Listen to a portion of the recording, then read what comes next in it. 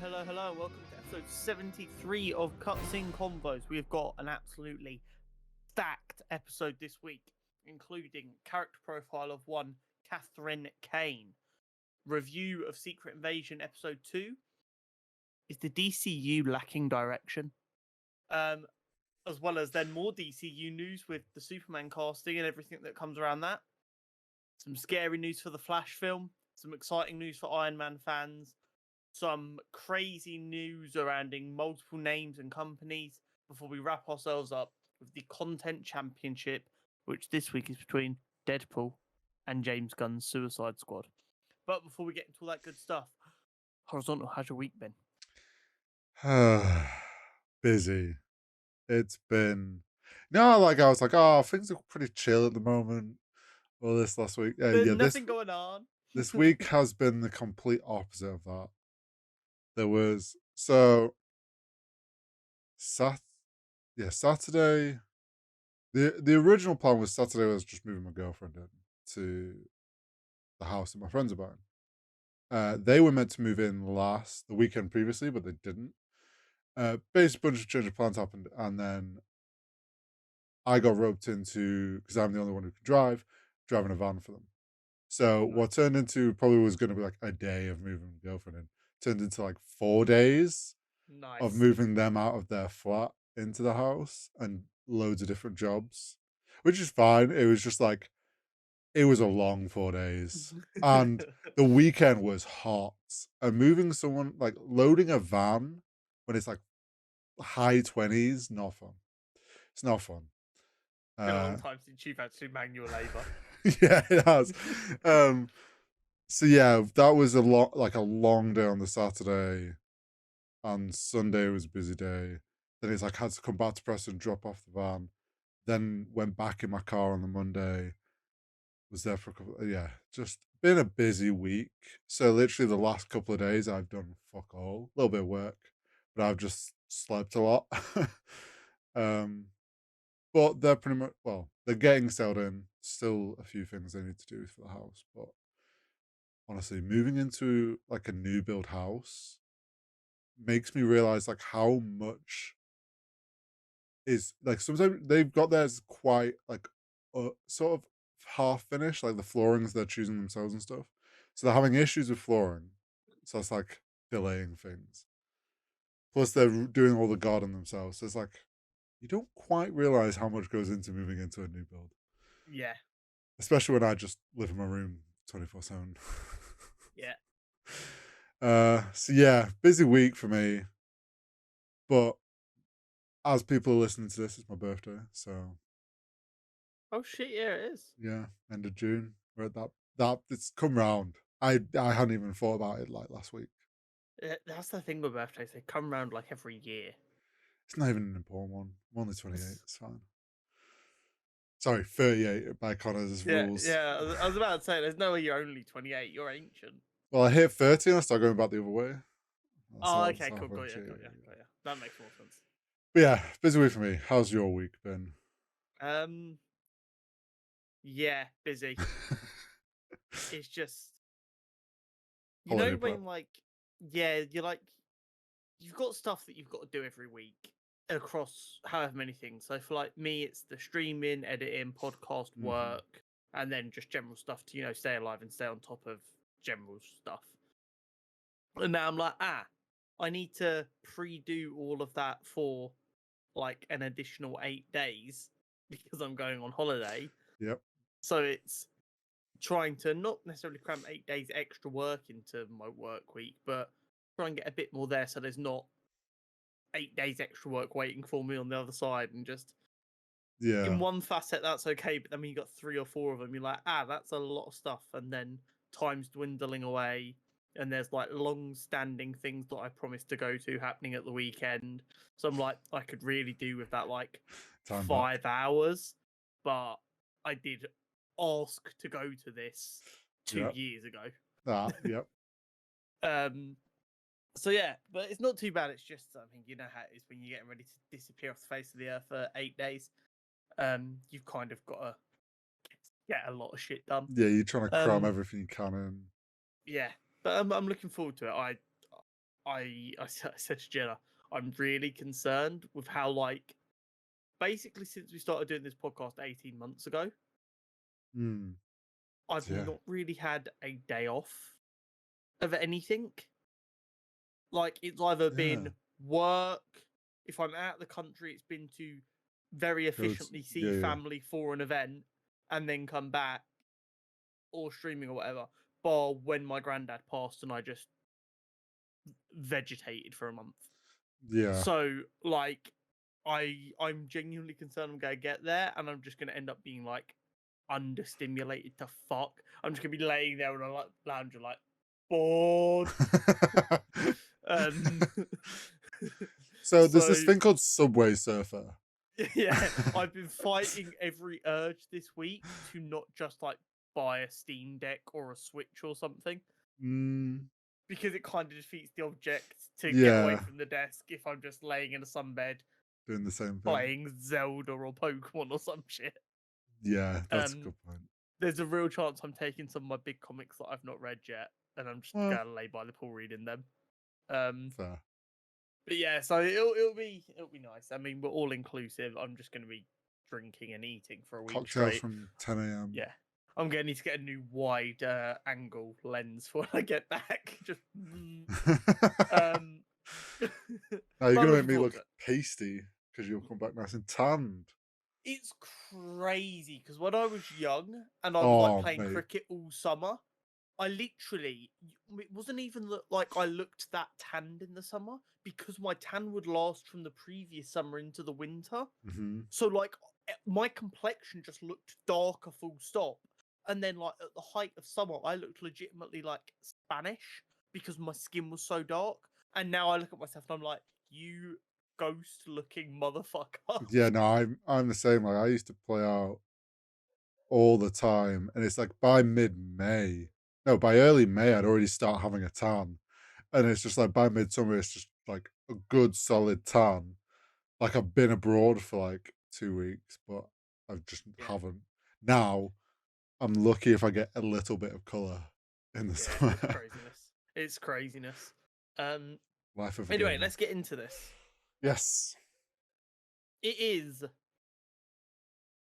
an exciting character profile this week Mm. because this is a character that's really cool, Yep. but I feel like certain adaptations done in the mainstream media have made people less receptive to this character in general. Right. So Okay. this week we're covering Katherine Kane. As always with DC characters, pardon me. This is post New 52, so only since 2011, where some things have been slightly changed. So, Oh, yeah. Katherine Kane, aka Batwoman. First appearance, Batwoman Volume 2, Number 1, November 2011. Okay. I believe she's actually a much older character than that, Right. Okay. though. Katherine Kane, or Kate Kane, as she's more commonly known, is Mhm. Batwoman, and she's also the cousin of Bruce Wayne. Right. She's an openly lesbian Jewish woman who plays socialite to the public and works in the shadows as Batwoman. I wrote that myself. I'm very proud of that. Nice. Um, Kate and her twin, Beth, were born to Colonel Jake Kane and Captain Gabriella Kane. They were both active military and intelligence officers. Okay. Until on their 12th birthday, their mother took them out on a trip during which they were kidnapped and attacked by terrorists. Ah. Jake and the military tried their best to save them, but they could only save Kate as her sister and her mother were already dead. Yeah, not ideal. No. This obviously traumatized Kate for a long, long time, Understandable. with lots of difficulties, but her father was very supportive, which is actually breaking a bit of a stereotype in itself. It's quite a cliche in media for a military father to be quite absent and Mm. out of touch with their feelings. They've kind of gone the opposite way with that, which I kind of like. He Yeah. was very aware of his daughter's pain and tried to help her any way he could. And because of their close bond, Kate was able to like summon his stoicism to help get her through. Got you. And as a result of their close bond, she ended up following in her father's footsteps. Hmm. She worked really hard at school and in athletics and across the board, absolute top student. She then, as a result of that hard work, ended up getting accepted into West Point, which I believe is a real place, and it is like the most honorable military academy in America. It is like where your future generals go. Right, got you. So she worked really hard, got accepted into West Point, where she also flourished. Top of all her classes, they were getting ready to kind of fast track her out so that she could start serving. But while there, she met her first girlfriend, Sophie Moore. And this continued. And then, not far out from graduation, Kate was accused of homosexual activity by an anonymous source.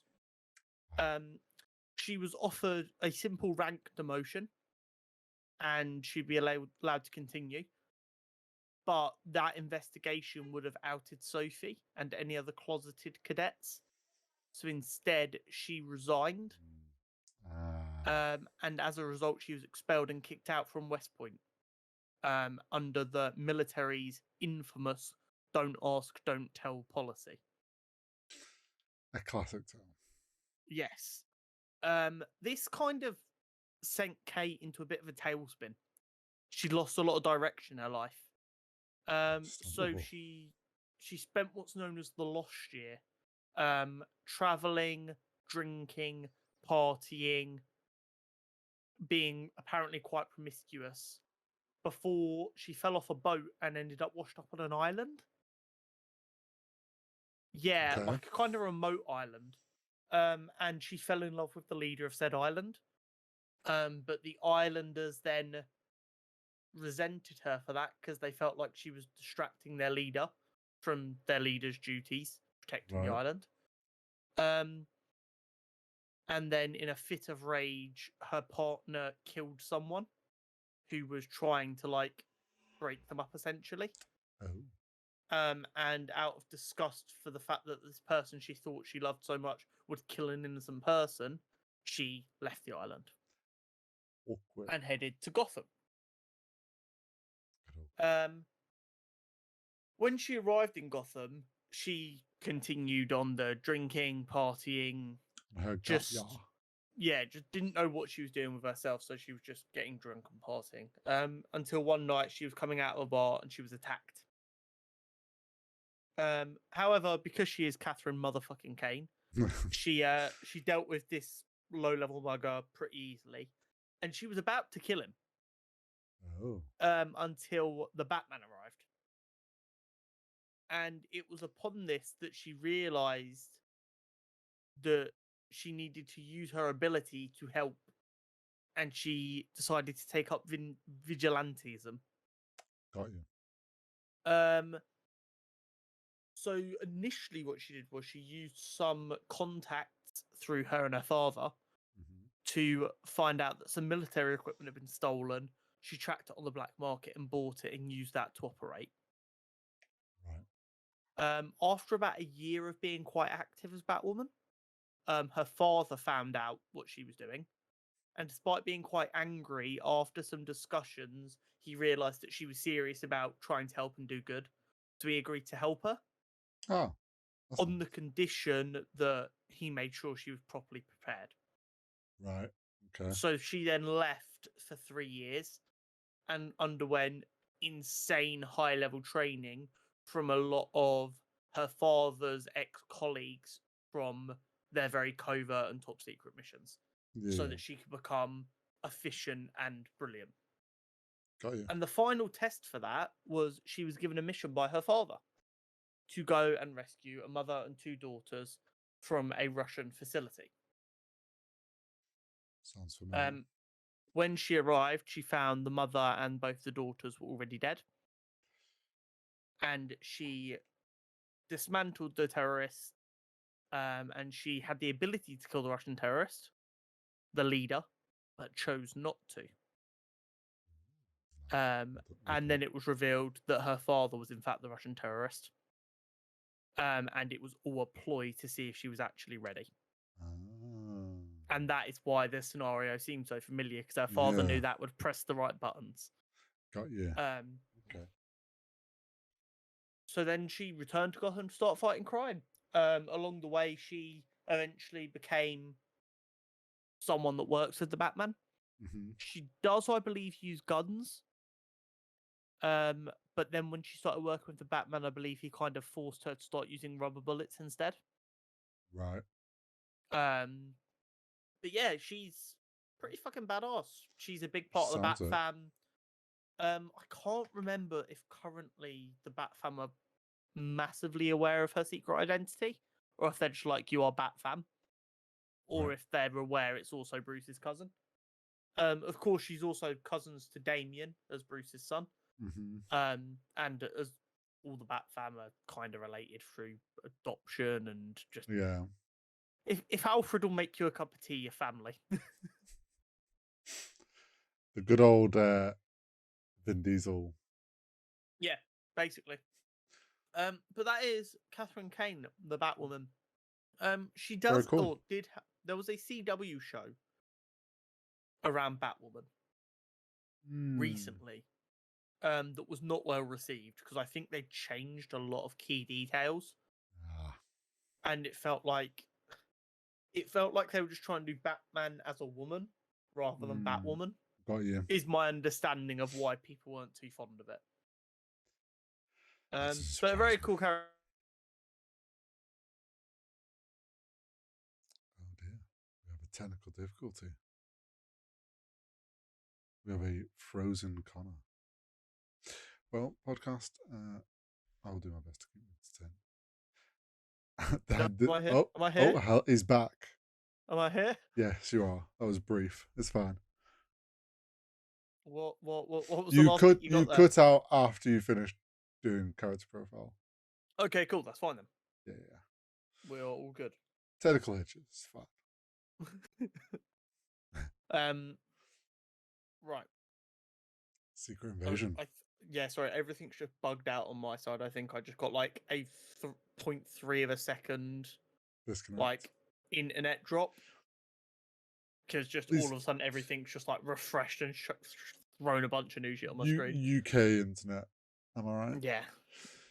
Just copper strings all over the gaff.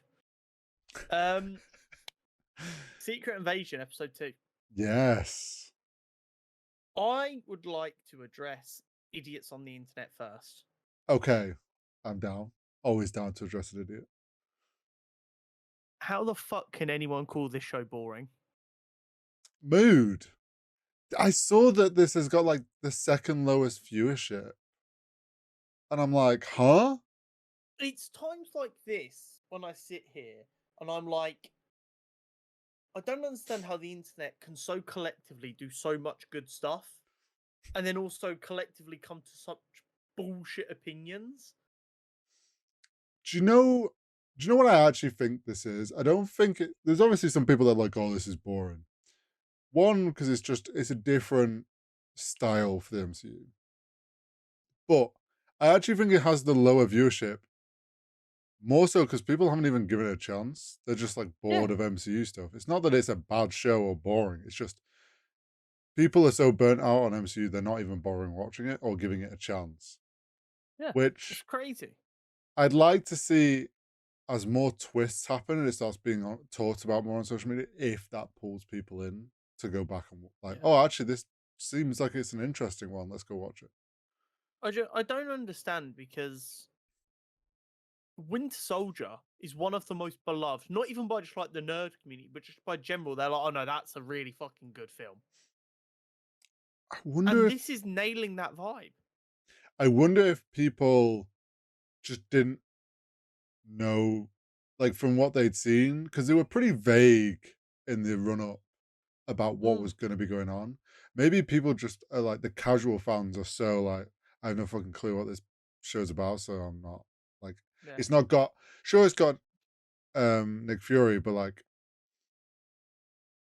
they're maybe not pulled in because it hasn't got your well, obviously not Iron Man anymore, but it's not got like new Captain America and Yeah. Spider-Man. It's not got like big name characters.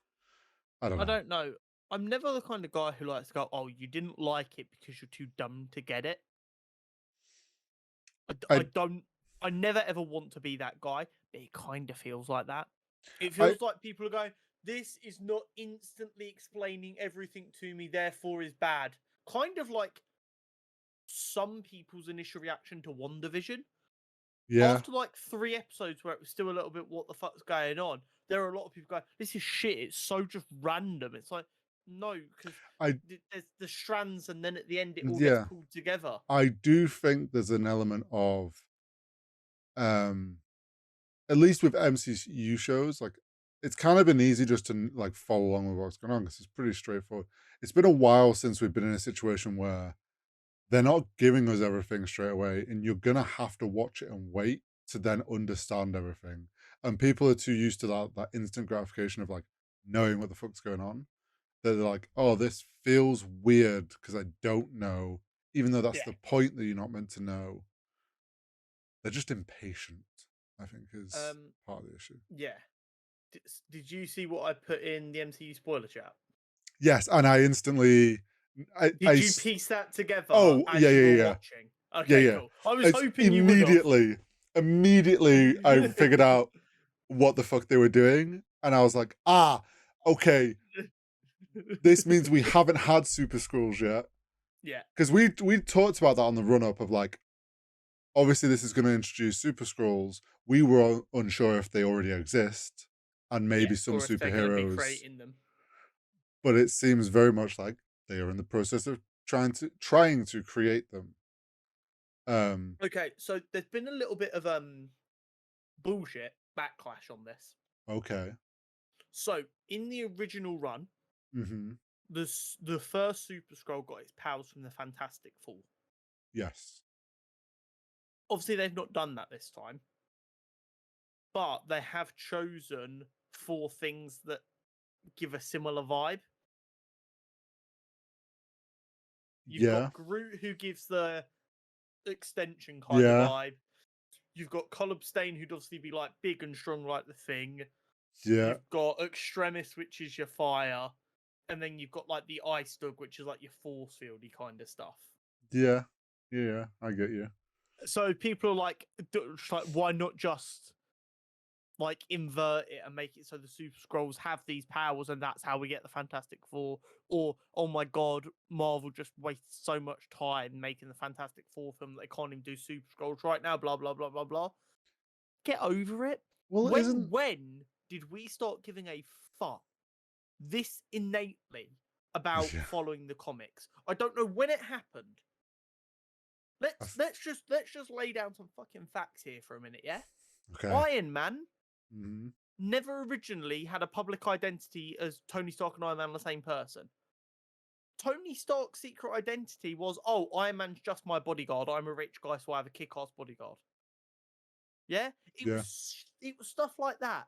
Let's not over analyze and act like the MCU has always followed word for word what the comics said. It took inspiration from stories and then made it fit in one Also made it fit consistent into narrative. their world that they're building. Isn't We there a didn't thing have the though? Fantastic Four. Isn't there a thing in the comics though that a scientist did also work on creating the Super Scrolls? I'm not 100% sure. Because I feel like I saw something about that, or maybe it's just there is later down the line a scientist works on it, and it seems like that's the route they're going. Whether this is they're using the same scroll scientist or whatever scientist it is, but they're obviously going the route of a scientist is creating them.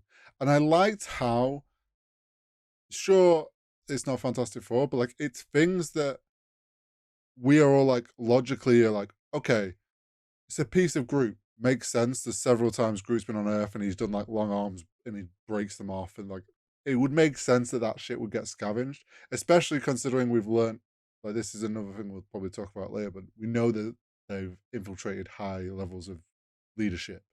So Well, it like, doesn't even sound like they've infiltrated. It sounds like they were asked to be there by Nick Fury. Well, I think It it's a sounds like a mix. number of them were like invited in by Nick Fury, like, guys, I don't trust the world. Can you just be about in case anything's going wrong? Because that's what that Yeah, I think what's happened is at first they were probably just in politics, but they've kind of taken control themselves and purposefully moved themselves up like positions. More is how I kind of got it. Is like they've moved themselves up positions of power, even though like Nick Fury put them in there at the bottom. He fucked off for a while, and they were like, "Oh well, we're gonna just take control of this ourselves." yeah, But it makes sense, like why would they would have like a piece of Groot. It's I forget the name of the guy's hand, who's full a abstain. yeah. We saw that get chopped off. Makes sense that they have the hand. And they're not just gonna leave that lying around on the street. Like the things that they've got for the DNA all make Yeah, adds up. sense. Yeah. The Uh only the only thing that's, I guess, maybe slightly upsetting is there's no logical reason for them to have replaced any heroes because they wouldn't have the super scrolls to be able to imitate the hero's well yeah, abilities to get away with it. this is the thing at the moment. We them doing it this way now means that well, we were hoping maybe some of the superheroes have switched over the films. Yeah. That's not the case, which I understand because it's like, had they done that, people would have been a bit like, wait a minute, like, really? You're just kind of retconning something. That's how comics work, people. Well, we know that, but you know, You want comic book accuracy, you get it. Random retcons 10 years later. Blah, blah, blah, blah. I, but like on that point, I did like that kind of, we said it last week how it straight away was trying to ground it as this is Nick Fury's problem. And they really grounded it, I think, this time when it was on the train car. No. Yeah, when they're on the train and Talos is like, With why have you Talos. not asked your big friends to come and help or whatever? And he's just like, well, sure, I invite them. Next thing we know, they're imitated and turned into a terrorist. And like they could do that without the superpowers. Obviously, then you'd But be they able to have no prove reason to yet. no. But that's clearly what they're trying to get to. But Nick Fury's already like kind of a step ahead of that. Well, I think this is really interesting because we saw at the very beginning that Gravik was clearly like his apprentice. So Mm, what we've got is a shapeshifter who's clearly a natural fighter, a natural leader before he even met Nick Fury, yeah. who is trained by the best spy the world has ever seen. Well, yeah, he's watched how it all works from a very young age, but come in kind of a bit bitter and whatnot, giving his trust one more time to someone that Middle of Nick the bed. Fury fucked off and let down. It's like it's not surprised that he's got pissed off. It almost seems like Nick Fury was trying to groom him, not in the weird way that you groom a child, but like, you know, like when like for a promotion at work, like you hear Yeah, about, you oh, they're grooming him for this mentor. role. It seems like he was grooming him to be like the future leader of Shield. Well, it almost felt like it shows because obviously we jump back. The episode jumps back to 2 years after Captain Marvel, and Hmm. it's like Nick Fury trying to prepare, like he's asking them to help protect Earth. Shows that he is from early, like from that moment of he discovered about like we obviously saw at the end of Captain Marvel, he wrote was like writing up the Avengers Initiative. Yeah. He his whole focus since that point has been how the fuck do I protect Earth by whatever means, and it felt like okay, he was recruiting scrolls because he knew no one at that point, no one on Earth that he knew would be able to handle it. So sure, let's try and get the aliens on our side so they might protect us. How I'm gonna fucking find them a planet, who knows? But we'll just tell him I will. It's kind of a like risky play on his part to just make that decision. I mean, it's Nick Fury. It's not a surprise. Like he just makes the decision. He doesn't give a shit who he has to run it past.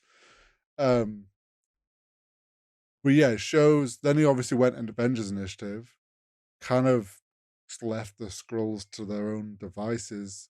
Almost kind of like, oh, we have Earth's version now that can protect us. We don't necessarily need you the same, which I think was the start of them these issues arising of like they were losing faith in him. Yeah, I mean, it's a tricky one because what you've got Nick going, "You are welcome to be refugees here," and Carol will go out there, scour the universe, and try and find you somewhere to live. And in Nick's head, that's like they've got somewhere to live, they're safe, and we will find them home. It just might take a while because the universe is big. And it seems like pretty fucking quickly, let's be honest, inside a generation, they've decided that's not enough. Now, I'm not Well, being funny. I'm a big believer in helping refugees. If we open our borders hypothetically and let in however many refugees, and we're like, we will find you a bit of safe land eventually, but for now you're safe here, you're welcome here. You just have to live slightly differently for whatever reason. I'd expect it to take a little bit longer than 20 years before they're like, no, fuck you, we're just gonna make this our home. here's the slight. I get that. I think for me, the reason why I think it moves so quickly of them like kind of turning on him was this was very clearly just a Nick Fury decision. Like he told no one. So it's like he's made the decision on behalf of Earth that like, sure, you can chill out here. But it's kind of also like you've got to think of it.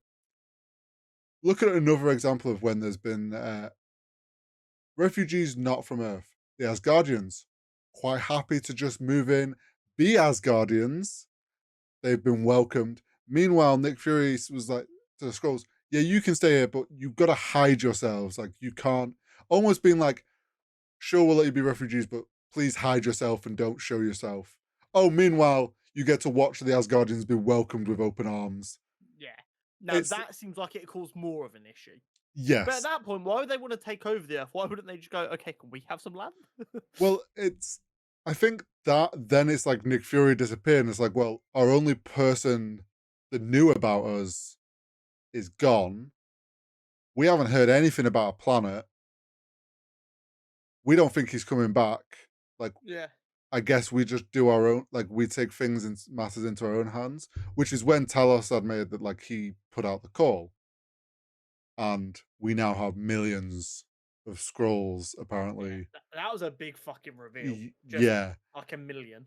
Which, smart by them, because it now adds, I think that's added into the whole thing of, like, okay, now the viewer has this understanding that there are millions of scrolls, which means they could be literally everywhere. Like they are going to be spread out everywhere, which then is now adding to the whole viewer not trusting anybody anymore. Um, Gaia is clearly playing double agent, Yeah. but I But I'm not don't. even sure if she's aware how much of a double agent she's. It seems like she just Mm, wants information for herself at this point, yeah, and then she's she's going to end up flip. It's almost like she's playing agent for both sides, and then she's going to decide who she agrees with. well, yeah, it's kind of like she's heard what her dad said, sort of trusts, obviously trusts him to a certain degree, but like wants to find out for herself and is learning more. And I don't think Gravix, I think he doesn't trust her at the moment, but he isn't 100% sure. And it's like, she's going to end up, I think, she's going to discover something, either confront Gravix or he's going to confront her. And she's going to have to flip to the other side fully. Um, I think there's going to be a bit of it's a bit of a rough spot between Talos and Fury at the moment. Yeah. Um, and then we got actually what I thought was like one of like going back to like how people are saying this show's boring, but like we got an incredible scene with Nick Fury and oh my god, Brody. Rhodey, like them having a proper heartfelt kind of like man to man moment about the realistic side of how they've got into their positions. Uh, and then like I thought it was very like a really good kind of moment, and seeing Nick Fury be like, "Yeah, even when I'm out, I'm not out." Sort of like, Yeah. it doesn't matter if I'm not actually officially in charge. Like, I don't give a shit. This is this is my thing. He's Mm. so deep. There's like, he knows, like, I know too much and have too many connections. Like, you're never gonna get me out of the game unless you kill me. Yeah. So it's like, cool, you fired me. I'm just independent now. Yeah. I've been a spy for so long, like, you don't, and this is like always the thing like that's been done a lot in like espionage style shows and films. It's like you don't get to be out. If you're Yeah. out, you're dead.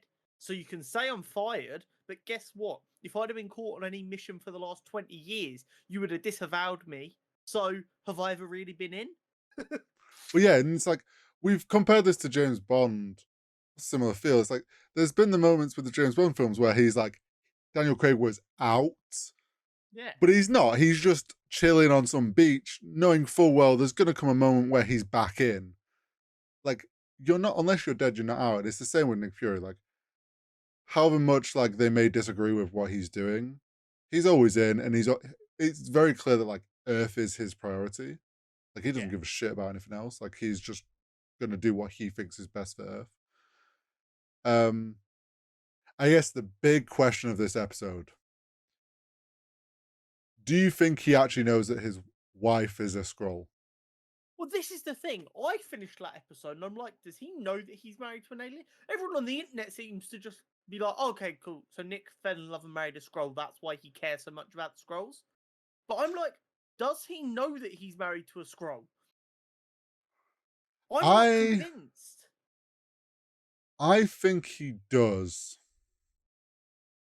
Um, because the Skrull that we kind of well, when we saw his wife, and back in 1997, there was the Yeah. woman that introduced Gravix. They have a very similar voice, so it's like, I thought it was the same scroll as yeah, well. I think it is. So I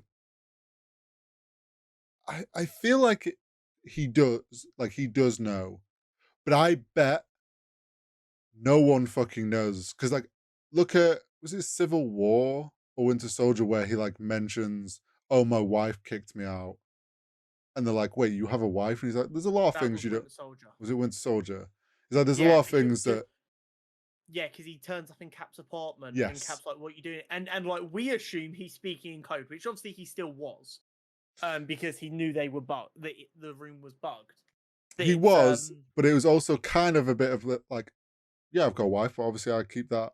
And the whole thing of him putting the ring on when he gets home is like, obviously he doesn't wear that when he's out to hide the fact that he has. That makes sense. but it also answers the age-old question of why Fury let Clint have a family, Yeah, because because he he had has a what? family.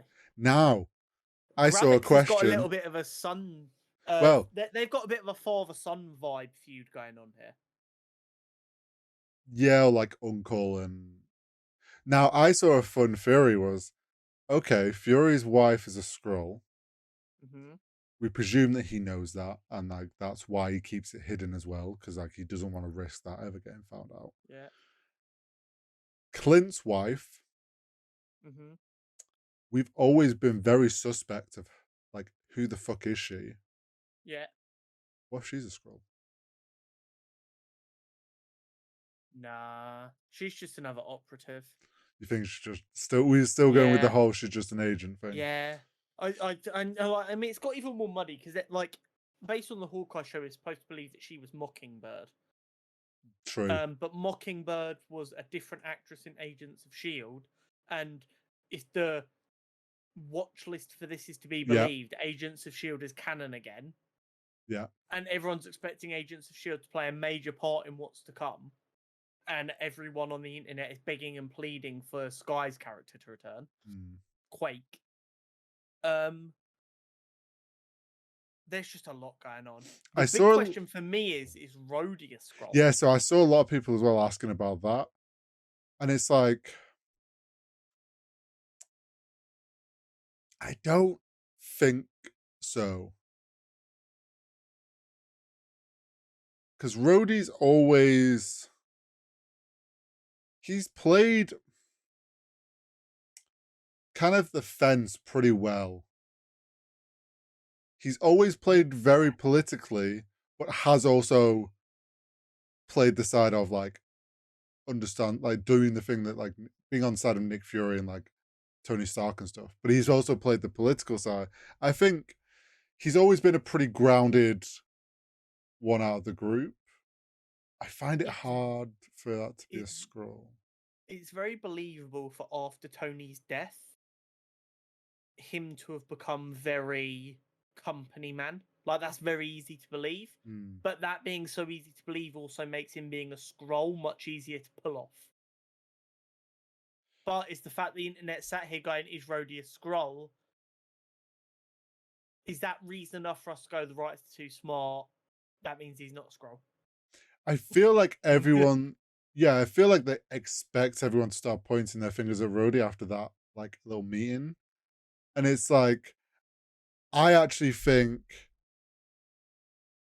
the people around Rhodey are scrolls. I mean, we saw the council. Yeah, So high level like presidents yeah. and the UN leader and different things are all scrolls. NATO Yeah, leader, NATO leader. prime minister. The guy of what is MCU's Fox News, the Yeah. presenter. So Which it's is like weird because don't Disney own Fox? it depends if they can have like brand. Well, No, but Disney own Fox, here's don't the they? thing though, you're not really gonna want to like attach the Fox brand. They're wanting to Yeah. use the Fox brand as actual like propaganda news in MCU, and they're not gonna And want they people don't to, want. yeah, they Yeah. don't want to actually associate Fox with that. Yeah. Um, but yeah, like we saw the council and they all pledged allegiance to Gravix and was like, okay, you're the new general. Um, except for one, which was I don't I know don't think we actually got told what her role was. She just seems to be highly respected. we also did get the moment between Nick Fury and um Thingy's mum, Maria's mum. Maria's mum, which reminded me of that time that Tony Stark met the mum of that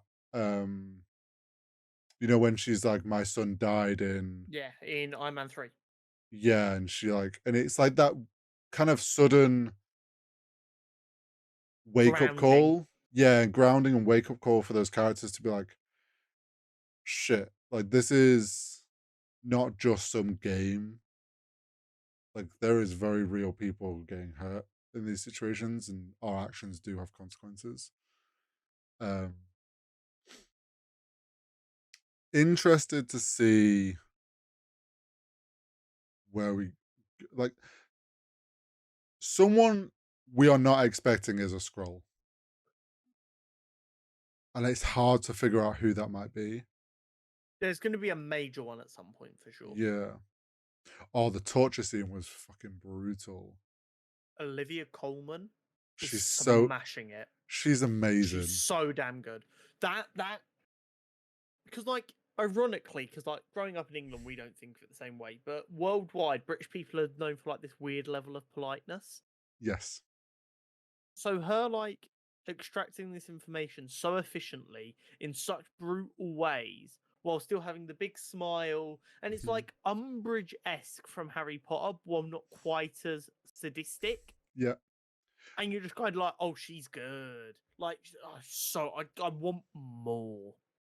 Do you know what it makes me think? Um, I want her as what's the as M? I want her in 007. Oh yeah, no, she'd be sick. I want her to take over as M and be like a more hands-on. Yeah, Because she's brutal. Like she's like, okay, should we do this the easy way or the hard? And he's like, okay, hard way it is then. She just chops his yeah, finger off and it turns to scroll. And I'm like, that's such a genius way of yeah, figuring out. So now I'm sat here like, anyone we don't trust, chop the finger off. Chop the finger off. yeah. But It's craziness. But it's also, sorry, that reminds me, that torch scene also shows how deep in the espionage side, Gravix must have got under Fury's tutelage because he went in there, he looked, he saw the needle, and he Mm. knew that the guy must have said something. Well, yeah, So, that's the so he thing. had an Like, he excuse. knows he's been tortured, and it was like he cannot probably also quite easily tell when people are lying. Mm, And it's like he'll have read that, like, he said he hasn't told anything, but I don't like, I've seen the things in there and what happened, like what something's gone down. The person's dipped, so they obviously got something. Then when they were going past the safe house, police were already there. That was kind of like okay, he has told them. Like, there's no, like, then they're not here if he hasn't told them. And it's like you knew as soon as that moment, and it was like, carry on. And then they got to the woods. So it's like, oh well, he's getting executed. yeah. Which is a standard thing, isn't it? Like, they know they've told them, so they've got to get rid of him. I'm But trying to think. I'm so excited for the rest of the show. Oh, same. I don't think this next episode is that suit up moment yet for Nick Fury. No, I think we've got another one. I think something else is going to happen that froze him. And he's like, oh shit, okay, I've got to fucking step this. Or it could be because now he's been fired. That's why he has to go secret point where he's got gear stashed to. I don't know. Or it's going to be like the episode after that. Like, he finds out, oh shit, this is about to go down. Now I need to kind of get my shit and Yeah, go 100%. deal with it. But yeah, Super But Scrolls teased. I mean, Maria Hill, I think it's safe to say, is dead. You stop. I can see it, the I'm look on your not face. No, convinced. then I'm sorry, but if they roll that back, what the fuck is the point of all the scene with the mom and the flag on the coffin and showing her again in her final moment? Like, nah, she's dead. I'm calling it now. You can call it, but I'm not ready to yet. Call me crazy, I will. but something is amiss, and I'm not trusting anything. The DCU. Yes. Interesting choice when I saw this. I trust James Gunn. I do, So do I. but the news around Blue Beetle being DCU and the up in the airness around James Gunn's Suicide Squad, because that launched Peacemaker, which got a series and is getting another series that's supposed to be part of the DCU, but we don't know for sure. But why is James Gunn making it if it's not part of the DCU?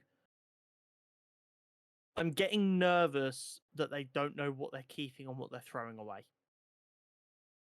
I can understand that. And I was hoping that Flashpoint was going to clean that up, and it didn't.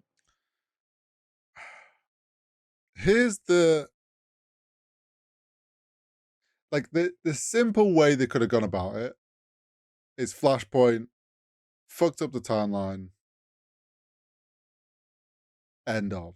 But that's just everything. Like, they just ended it there. There was no Aquaman 2 coming out. There was no Blue Beetle coming out. They should have, in my opinion, I actually would have been okay if they turned around and gone, we're delaying Flash, and it's going to be the final. Like, they end it, like they turn around and they change their mind and they're like, okay, we're going to tweak some things, and this is the final thing of DCU, and like use it as the end point. Because the issue is we've got like a weird Aquaman 2 now, and like you say, Blue Beetle, which I get James Gunn likes the character of Blue Beetle. And it's hard as a, like, if he's come in and he's like, oh, I really like that character, and it would be a shame to see that film essentially, like, he understands that, like, it essentially is going to mean nothing. And it's like, oh, that's a really cool character that if only it was coming out later, it would be easier to tie in. but like they've gone from like there's no gap. That's the issue I think we're having is because there's no gap between. Well, there will be a little bit, but there's been no gap between the end of the DCEU and then them assigning James Gunn. It's all like overlapped at the end. He's in this position of like, oh, I kind of want to keep that because I really like it, which is cool. But like you say, it's gonna cause some issues of like what is being kept and what isn't. We've said it ages ago. Like, is he gonna keep certain characters? Is he not? There was like a sort of feeling that Shazam was gonna stick around, but maybe not now. Well, I mean, this is the thing. The post-credit scene in Shazam was the Peacemaker crew going to invite him to join the JLA, Hmm. but Shazam doesn't look like it's getting another film. But does that mean It's he's going to just show up in Peacemaker 2? it's genuinely concerning times because he's like, oh yeah, Blue Beat was a DCU character. It's a DCU film, but it's not the first DCU film. Superman Legacy is. I'm like, okay, but Superman Legacy is not coming out till 2025. Blue Beat was coming out in 2 months. That What do Blue you Beetle, mean? that Blue Beetle comment to me is like, it screams, I'm currently working on the DCU. Oh, by the way, James Gunn, we've got this Blue Beetle film coming out that's technically is DC. And you have to like check it over. And he's like, all right, yeah, cool. Let's have it. Let's see what they've come up with. Oh, this is really cool. I want to use this guy again. But it's kind of like, oh, I like this, even though it's not mine. So I'm just gonna say, oh yeah, he's a DCU character, so I can use him down the line. I guess the only thing that makes sense about the film comment, like it's a DCU film, but it's not It's a the DCU first one, character, but is yeah. that he's talking timeline wise.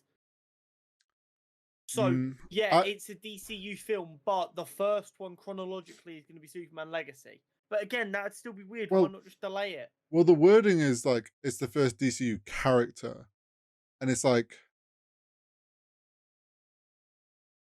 that's just a weird like that just seems like literally is just him going, oh, I want to use that character, but I don't want everything that's going like I don't want your film to matter, Yeah, which is like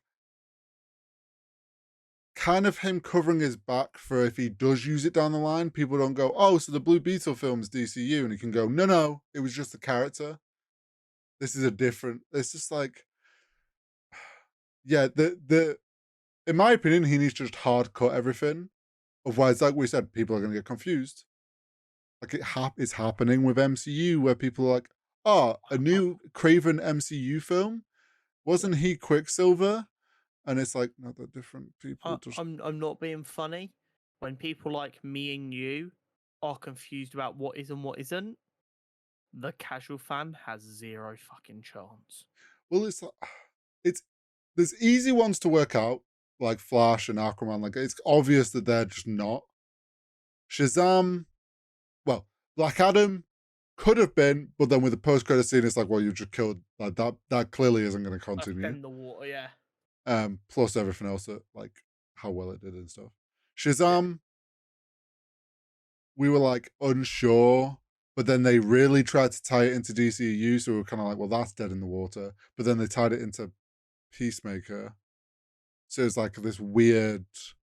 I feel like Peacemaker might end up existing in Elseworlds because I season 2 was already like Probably a the thing that tidiest way to do it. yeah, because the second season was already in motion before he took over, right? Well, there's also a cameo at the end of season 1 that has the Justice League. Then Like you yeah, see Ezra Miller's Flash, Jason Momoa's Aquaman, they were actually there in live action. And then like you got a silhouette of Superman.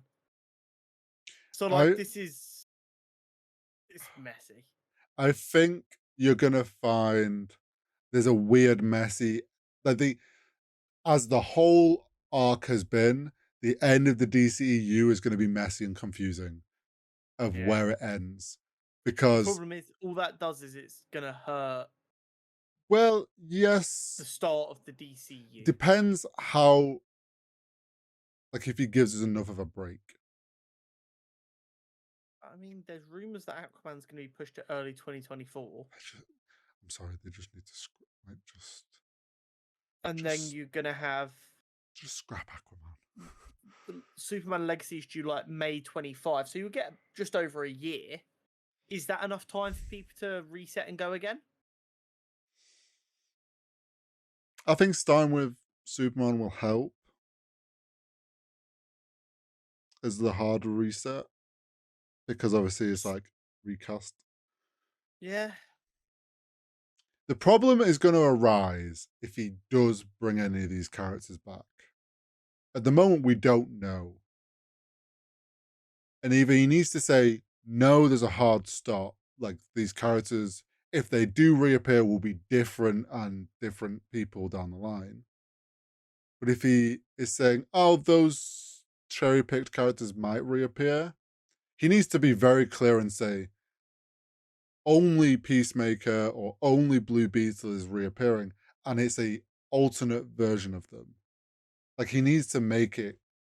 He needs to be more clear in like what's happening in that like break off point. I think it's hard because it's like we're getting a bit every so often when he does these random interviews, where the interviewer finally asks like a new question about, like someone asked about Blue Beetle, and he's like, "Well, Blue Beetle's the first DCU character, but," and we got, "Oh shit, this is new information." We need people to pry a bit more and like put him on the spot and get kind of like a hard answer. Yeah. Because right Big now it's time. just speculation from everybody, and it's like making it more messy. I agree. It's rough for sure. But the one thing that is not messy is who Superman is going to be. Correct. Because we do have that locked up now. And it was an interesting process because up until like not yesterday, the day before, as far as we knew, we were just on like the last stage of callbacks and there'd been some screen tests done. Yeah. So auditions had initially been done, or the last stage of auditions had been done in pairs Right. for the Superman and Lois. So Nicholas Hoult, who played Beast in X-Men First Class, Mm-hmm. and Rachel Brosnan, who was in Marvelous Miss Maisel, which I haven't seen, but I know is a very popular show from Prime Video. Yeah. Were paired up. Tom Brittany, who by looks it hasn't done loads of stuff, but he's had a pretty long running role in Grantchester, sorry. And Phoebe Devannier, who was in Waterloo Road, which is a British classic, Yep. and plays the main character in the first season of Bridgerton, Right. which Okay. was obviously a huge success on Netflix. Yeah. And then you had David Cornsweet, who's done lots of bit parts, but his most notable bit part seems to have been in House of Cards. Yeah. And Emma Mackey, who's obviously again well known from Netflix, played Maeve in Sex Education. Mm-hmm. So everyone kind of assumed that it was going to be just one of these pairs that got selected, with the popular fan cast being David Cornsweet and Emma Mackey. That's who everyone wanted. They were like, yes, them two, perfect, run it. We've got our Superman and Lois. Yeah. And I guess people got half what they wanted. The people ended up being cast in the end are David Cornsweet and Rachel Brosnan. He is Superman. Do you know why? Because he looks like a young Henry Cavill. No, okay. We need to clear this up right here, right now. No, there is a very uncanny picture. There is an uncanny, but do you know what it was? They both just look like Superman. Oh, all right, yeah. No, I know that sounds No, stupid. I know what you mean. I know what you mean. But like, if you look at all of the Superman throughout time, they all have that very similar look. And everyone's like, "Oh, you wanted someone who wasn't Henry Cavill, so you just got a younger Henry Cavill." It's like, no, because I've looked at some of the bits this guy's done as an actor. James Gunn has said he wants some more like old school Superman, this like beacon of light and hope. Yeah. which Henry Cavill didn't get to show off. I think Henry Cavill could have done a good job, but he was more of Zack Snyder's slightly darker, Yeah. grittier. I'm all for us going for a bright, fun-loving Superman. This guy, like, just radiates that energy. Do you know something? Apparently, there's a quote from him from like a few years back where he was doing an interview, and he talked about he is a huge fan of Superman, loves the darker, grittier Superman that Henry Cavill's doing, and said, "I would love to get to do like a brighter, younger Superman. That would be like I think they were talking about like a goal of his." And then here we go, he got casted as. And part of me's like, I wonder if James Gunn read that and was like, he's been wanting this. But it was really funny. So he was trained at Juilliard, which is like the biggest art school in America. Yeah. And someone who also went to Juilliard tweeted in a tweet that's gone viral. On my first day at Juilliard, he was like the person assigned showing me around. And when I went to meet him in the room, he opened the door and I went, "Holy shit, you're Superman!" And he's like, "So I just want to say, I called this like a decade ago." Nice. And it is crazy because you look at him and you're like, "No, he is Superman." He has that look. Now, as always, the internet have been shitheads. In 3 different ways, the internet have been shitheads, which is impressive even for the internet. Yeah. Group 1 have been, not Henry Cavill, and to then grow up. Yawn. Old news. The second part was, he's not very muscular. How's he supposed to be Superman? I have 2 responses to this. B, realistically, Superman should not be that super jacked because how is he supposed to actually build muscle mass when he's as strong as he is? And B, the steroids they're giving superhero actors these days are crazy. Whoa. Do not worry. They don't give them steroids. They just get them jacked in 20 days. Yeah. And don't ask what's in their protein shake. Why are people worried about, he doesn't look jacked? Like, we've not seen like Christian Bale go from Batman jacked to just skinny. Like, and I genuinely believe Christian Bale did that without taking a fuck ton of steroids. Imagine what you could do with a fuck ton of steroids. But like, actors are known to like completely change their body shape and type for a role. If you actually look at his body composition, he's got the triangle. Yeah. So like wide shoulders, narrow hips. That guy will be able to put on enough muscle, no problem. I'm not worried. Also. And then the third bit, which I don't even really want to talk about because it feels weird. There is a picture of him running into the ocean that's gone viral. And put it this way, all anyone has said is, I guess he won't be wearing super tight trunks. Oh no. Superman is going to be massive. So what you're saying is I'm going to be competing with middle-aged women for a ticket to see the film? Quite possibly. Well, he has to be super in every way. He looks really good. I'm all for it. I think he's going to be great. And as much as I like meme that he looks like a young Henry Cavill, in a way, because they're going for a young Superman, that's actually going to ease the transition for fans. Yeah. Knowing that like this is a younger Superman, but he still looks similar to the Superman they love. But also, everyone's always said that Henry Cavill does look like Superman. Yeah. So, like, what's the issue? He looks like what you'd expect Superman to look like. Yeah, and Henry Cavill's he's too also old actually Jewish. for what we want. Like, people are too hung up on the fact that like they want Henry Cavill as Superman, but aren't thinking logically of like, this is a younger Superman, and Henry Cavill wouldn't work as a younger Superman because he's too old now. So like, people should be pretty happy that we've got a young Henry Cavill lookalike. David Corn Sweat is also the first Jewish actor to play Superman. And with Superman being like the most heavily Jewish coded character of all time, that's actually quite cool as well. On to Rachel Brosnan, who's been cast as Lois. I really wanted Emma Mackey as well. However, all 3 of these actresses seem phenomenal. Mm-hmm. And Rachel Brosnan is the only one who I look at and I can like instantly see Lois. Okay. Emma Mackey I still see as just like a late teenager from Sex Education, which doesn't feel quite right for Lois Lane.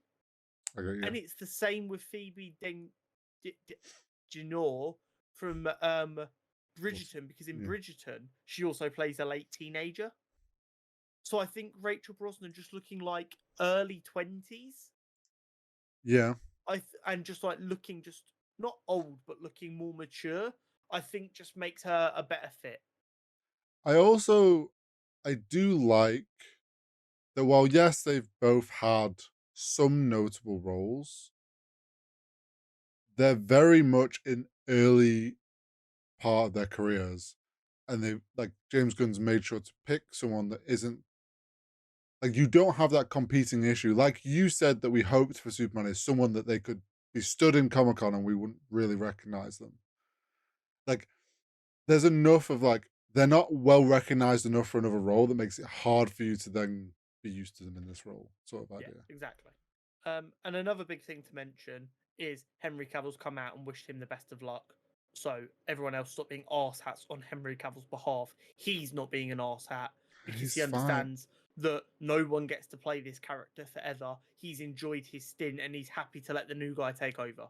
Yeah. Grow And the plus, fuck up. he's getting to work on a Warhammer film. Like he's very happy Yeah. at the moment. My guy is vibing. Interestingly, the internet does feel very sorry for Nicholas Hoult because he was also the last person alongside Robert Pattinson for the Batman. So now he's lost out on Superman and Batman. But there are rumours that he's been asked to come back and try out for Lex Luthor. Oh.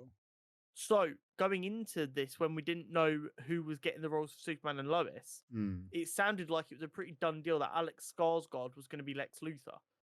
But apparently Nicholas Hoult is now being considered for Lex Luthor as well. Interesting. Okay. I think either of them castings can be a very, very good casting. Yeah.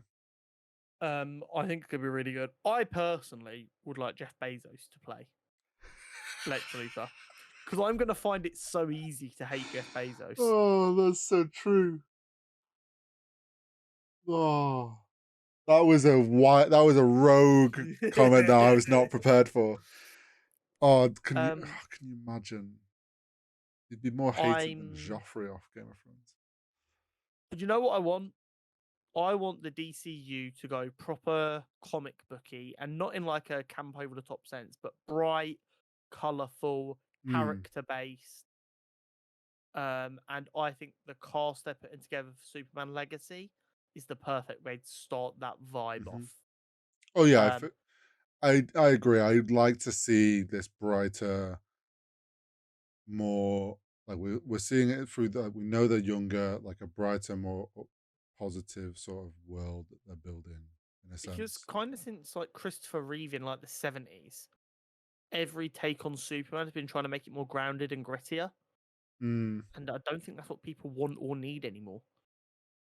No. People don't want this thing that's supposed to be a child's beacon of hope to be depressed. They want him to be this alien from another world that, despite being hated by certain people, still just radiates love and wants to help everyone. And I think that's what I think as a message, that's kind of what we need. And it sounds like they can save the dark and grittiness for Supergirl because we're getting one that is traumatized. Yeah. So exactly. Yeah. So that's exciting, and I cannot wait to see what we get from that. Now, on to the Flash. Do you remember, Hori?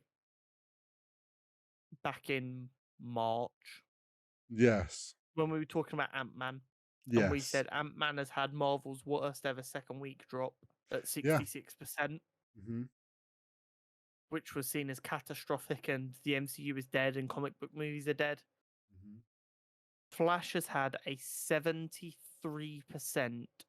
second week drop. The only comic book movie that has ever had a worse second week drop was Morbius. And we give that a lot of shit. Put that in perspective, we didn't even go see Morbius. Just wait till Craven comes out. I think Craven will do better because it actually holds up as an action film, I reckon. It's a rough one for Flash. But at the same time, it's not that bad. It's not that bad. It's not that bad, but I'm also not surprised that this has happened. Here's the thing: the mass majority of the public is not aware or gives a fuck about what Ezra Miller's done. I think we've See, been caught in a little glass house here, mm, thinking this is bigger to outside of America. At well, very most, the general public doesn't know or yeah, give a yeah, fuck. yeah. I do think And I think in this. a lot of America, they don't even know or give a fuck. I think personally, it's like I don't think the film deserves to have a drop this big. I don't think it, like you say, it's not that bad to have a drop this huge. Substantial. I think, unfortunately, I'm not surprised after that first week of how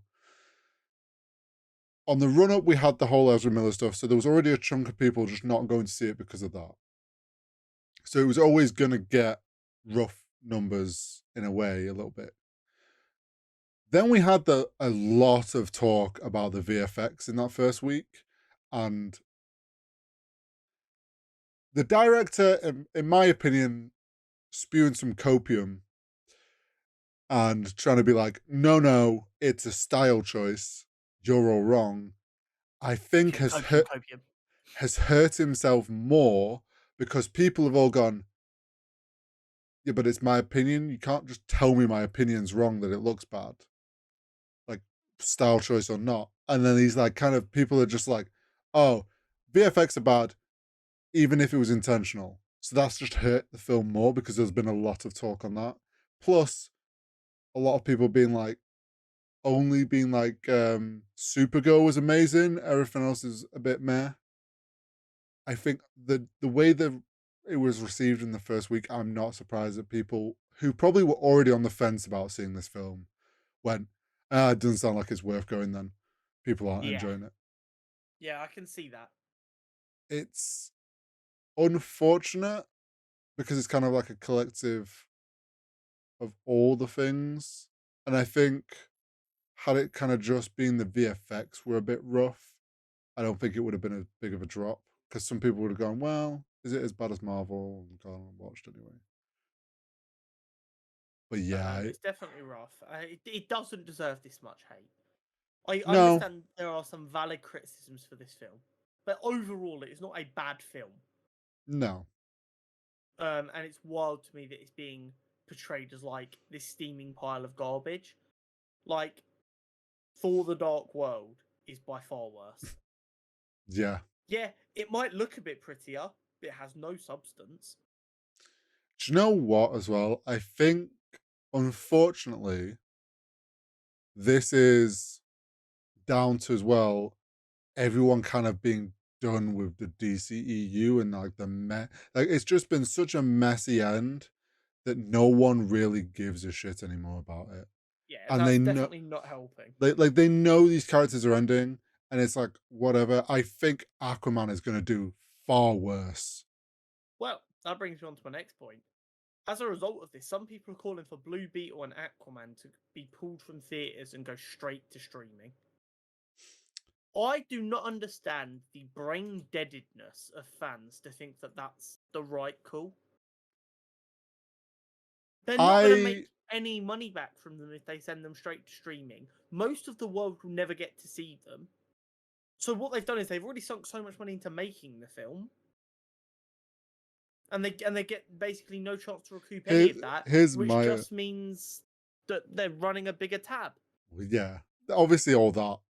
I'll be honest, if Aquaman went straight to streaming, I couldn't really care less. Like I'm happy No, for that to disappear. I wouldn't cry over Aquaman, but I would cry for Blue Beetle because I've got Here's such my for Blue thing. Beetle. I I don't wouldn't actually cry, but Blue Beetle looks really good from our first look at it. Like we're both quite excited for it. The fact that James Gunn is also excited for the character and seemingly wants to keep the character, I'd be more inclined of like, okay, Blue Beetle's not like tied into some urgent story. Sure, the film's done well, mostly done or whatever, and it's going to be ready to go. Would it be a shame to delay that for a few years? Yeah. Would it be the end of the world to shelve it and fit it into DCU and bring it out when it's valid? I actually think might do better if we did that. the whole thing I come back, sending it straight to streaming to never be seen by anyone, I cannot back. I'd be happy if they sent Aquaman straight to streaming because they also don't want the fucking heat from the Amber Heard stuff. The internet's over that. I guarantee you, when that film's You getting ready to come say out, you will not see anyone talking no, about it. they will. They will. It'll rise its head again. It will. You've also got to remember though, there are some absolute sociopaths out there who are like die-hard Amber Heard. Well, yeah, Who, but well, you've got the people who like not have the same take of all rich people. Like, no one in that trial came out looking good. Let's be fucking clear. do you know what I think's gonna happen with Aquaman? I actually think they're gonna cut all but like one scene of hers. Oh, the role's going to be limited heavily. Like For I think sure. there's gonna be one scene which they needed to have like a moment, and what you're gonna get is people that hate Amber Heard are angry that she even got that, and the Amber Heard like fans are gonna be like, "Oh my god, they cut her out of the film. This isn't fair," and it's like just gonna bomb because both parties don't like it. Yeah. It's what Just happens send when companies are forced to play politics on a divisive issue. They're like, okay, we don't want to make either side happy, which means we're going to make both sides unhappy, which means no one's going to be happy. so just send that to streaming. Let James Gunn take Blue Beetle. Maybe you shelve it and reshoot a few things to make it DCU, and then he can use the character in DCU with no worry of it being tied to DCEU. That probably the best way to wrap up these films in a way that's not going to confuse everybody. But I don't think they should just both be sent straight to streaming or just scrapped completely. I think that's What I just. will say? I'm increasingly annoyed they just binned Batgirl off. Oh yeah, the footage was instantly deleted. Yeah. The Michael Keaton performance is one of the good things being spoken about from The Flash. You've got Brendan Fraser, who is like the internet sweetheart at the minute, was very excited for the film. And it's fucking Batgirl. Honestly. That bat prefix puts butts in seats. I don't care what anyone says. It does. The only two superheroes who put butts in seats like that are Batman and Spider-Man. Do you know Not even Superman has the butt in seat power of Batman and Spider-Man. Do you know what's funny? They're probably sat there now going, we should have released that just to have a little bit extra money because Flash has done so poorly. Like, they're probably sat there thinking, could have done with that Batgirl money now. Yeah, it's craziness. It's craziness. Yeah, wild. So yeah, but unfortunate flop for Flash. I don't think it's deserved for the film, but I think it's just an accumulation of the DCU and it all coming to an end. Like, it's not a surprise in that sense. And it feels like that time again to mention that if you'd like any help fixing the DCU, me and Hori are available. We are. Hi, James.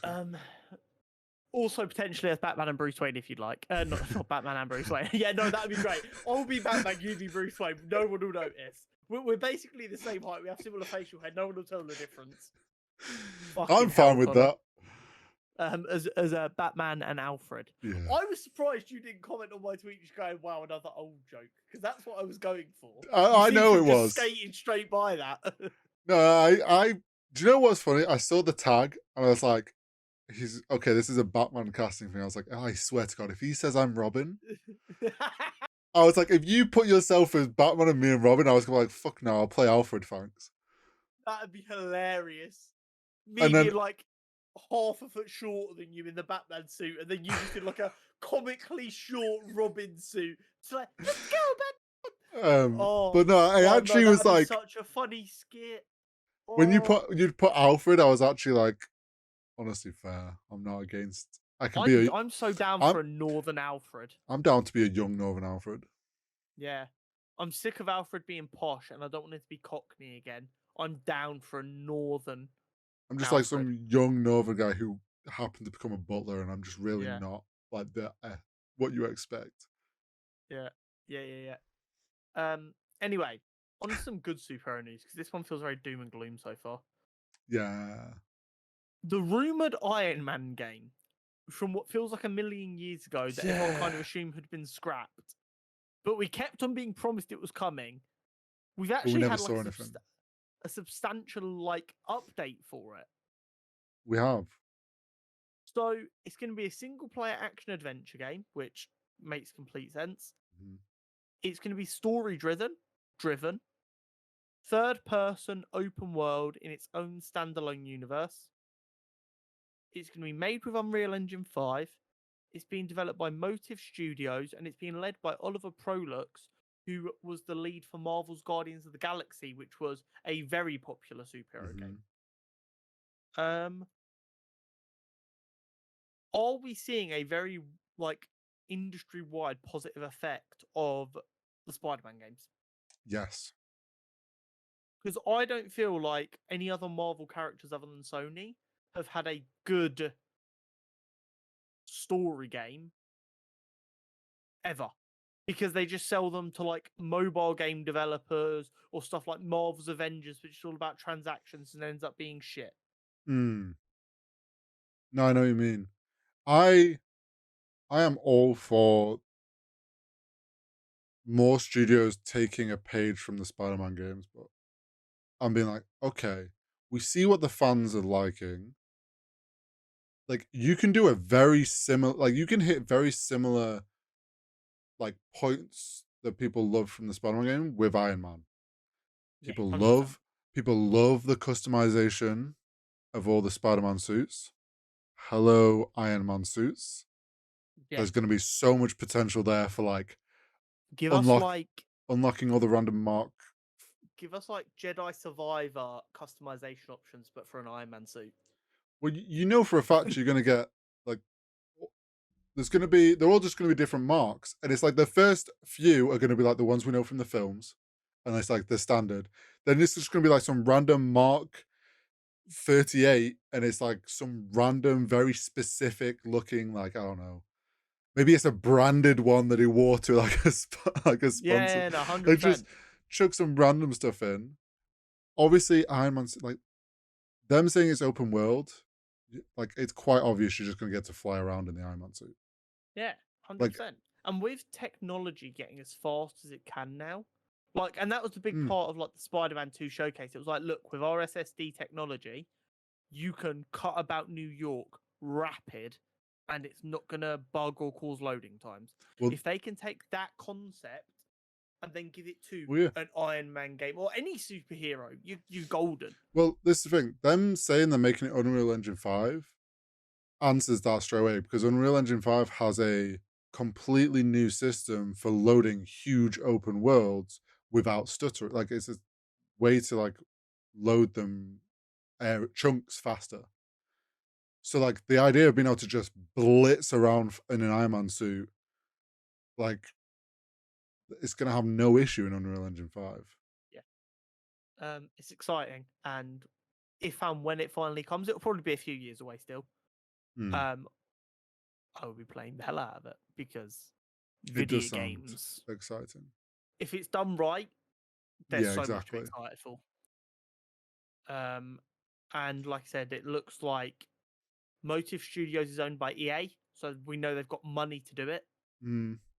What I will say is, while I have my own feelings about EA, their single player studios tend to Yeah, get left alone to try and do good work. they do, especially when they're tied to a specific brand. They try to let Yes. them. Like what Respawn have done with the Jedi Survivor and Yes. Jedi Fallen Order games. Hopefully that Hmm. Motive will kind of use that as a use case and go, look, you didn't fuck around with them. You let them do good, honest work, and you've been rewarded greatly for it. Let us do the same. By the way, our Um, lead is made a great game with Guardians of the Galaxy, yeah, so we know what we're and doing. yeah, and Oliver Prolux was leading the only other Marvel superhero game other than Spider-Man that's been well received in the last 15 years. Yeah, So we're good. And hopefully that does then pay dividends to us, the final consumer. yeah, Right. I know we normally focus on Marvel, DC, Lord of the Rings, Star Wars. we do. But it's Espionage Month. It is. I've always said how much I enjoy James Bond. That's Um, fine. Idris Elba, I don't know what he's promoting at the minute. He must be promoting something for this interview to have happened. Yeah, I'm not sure he's got film out. Maybe. Yeah. So Idris Elba for a long time, feels like my entire lifetime at this point, has been connected with one day being James Bond. I Mm-hmm. think it's safe to say he's aged out of that now. Yeah. But he was asked about it in an interview recently. And what he said was he was honoured to be linked with potentially being 007, and he would have accepted it if he'd been asked. But racists and just scumbags in general very quickly made the idea unbearable and completely ruined the concept of ever being James Bond for him. Yeah, Fuck me, man. I saw this, and I think it was even further, like less than just being potentially. I'm pretty sure before Daniel Craig, he was someone that did actually went to a thing for one of the castings and was well liked, but very quickly this whole thing became of like he'd be the first black 007. It very quickly became about almost making him a bit too much of a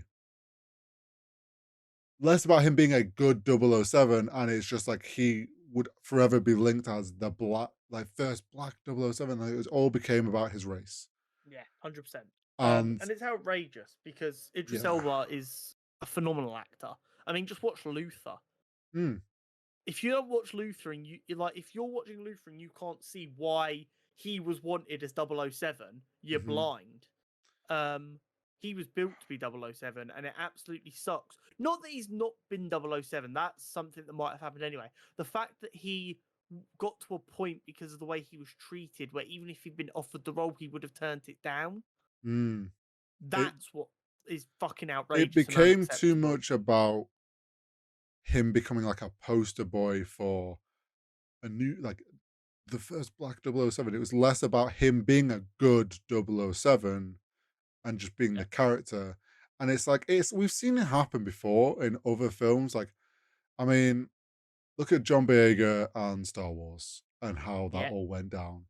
Like, people, unfortunately, because of the past and how the world has been in the past with Hollywood being very white, unfortunately, now when actors of different ethnicities get into these big character roles, it becomes more about them being that first one than them actually just getting to play the character.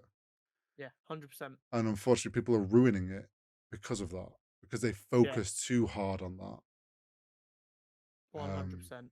But yeah, And it was just like reading him talk about that was like actually quite upsetting. 'Cause it's just like no one should ever have to feel like that.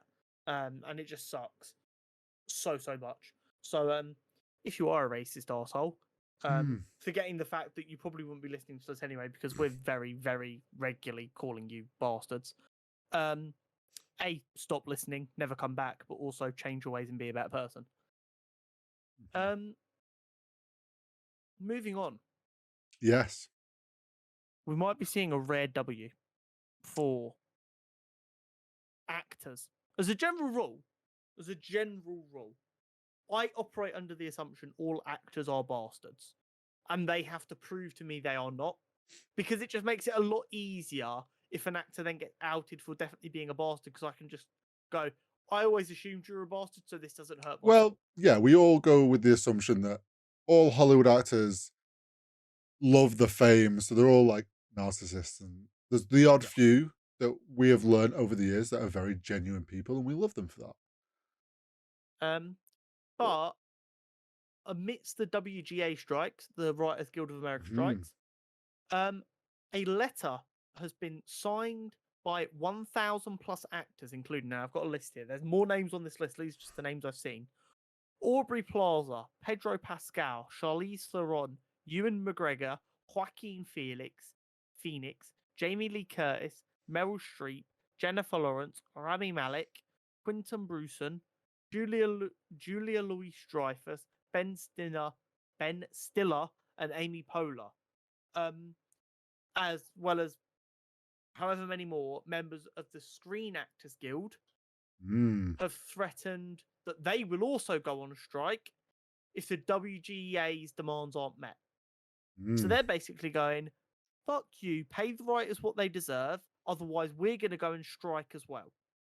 Essentially, what you've had is because when the WGA stuff started, we've had quite a few actors have stood with the writers and have even been out there, and a lot of comedians and other like people that quite and publicly have said like they are backing the writers. Like this shit doesn't happen without writers.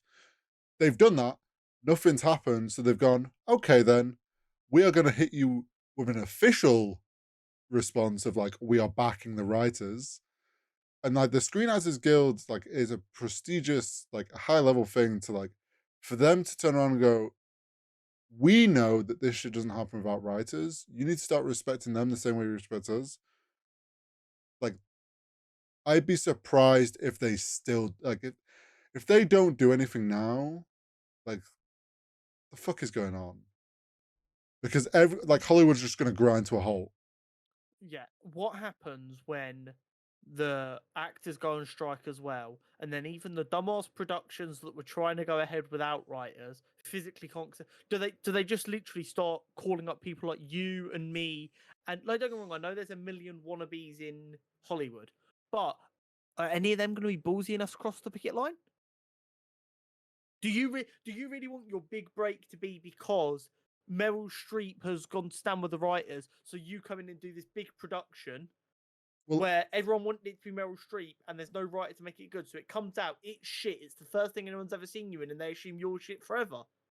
well, yeah. Here's the thing as well. It's like if you did like say these productions tried to continue just recast and got these like like they're gonna have to take actors that are not in the Screen Actors Guild. Most actors want to get into the Screen Actors Guild because it means they get work. Like it's a thing you kind of need on your resume if you want to get into Hollywood. And it's like if they went and did these films, they ain't never getting in the Screen Actors Guild. Like that shit's like you're just ending your career right there and then. So like even if these productions want to go ahead, I don't think they would get anyone. And it's like, but put it in an example as well. Like Marvel's got Deadpool trying to go ahead. Say Ryan Reynolds turns around and goes, "Okay, I'm striking," because he knows like this. They try to put anyone else, Yeah, as Deadpool, like that. That MCU, like MCU, would grind to a halt because they know they can't replace anyone because they would just implode their franchise immediately.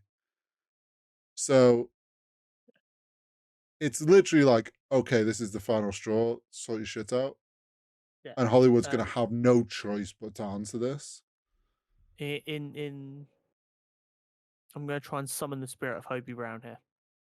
Oh. Unionize, fight back, take the fucking power. Like just fuck mega corporations in general. And if you at any job in the world have the ability to unionize and take what you deserve, can do it. Yeah, honestly. Because it's outrageous that you've got people literally sitting on hundreds of billions in net worth, and then you've also got people working for that company who can't afford to eat. Yeah. There shouldn't be things that are happening. So fight back, people. Burn it all down. We'll start again.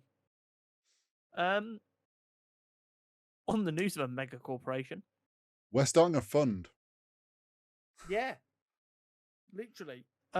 Warner Bros. Discovery is looking to sell $500 million worth of film, TV, and music rights. So, we're thinking if the Cutscene Convos communities can club together, we can buy the DCU. We should at least one character, right?